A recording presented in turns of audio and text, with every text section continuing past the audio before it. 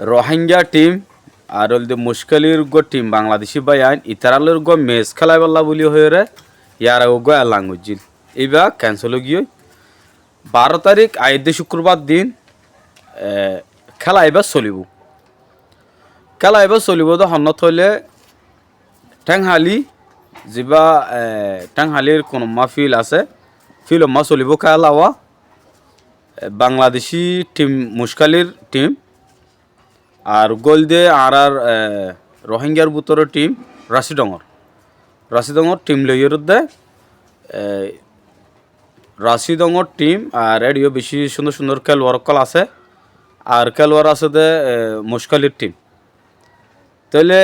একালাও চলিব শুক্রবারে হন্ডুল্লা চলহন হব লেকিন আর এখনো যাইবাল্লা থইয়ার আসি সাইবাল্লা বলি ওরে তো অনরায় যদি সাহিত্য চ টাংহালি কোনো যা ফিল আসোয়া ইয়াত পৌঁছিলে দেখিবা ওগা বাংলাদেশি টিম ইয়ার আগেও নিলে ঠান্নাপ লইরে খেলা এদে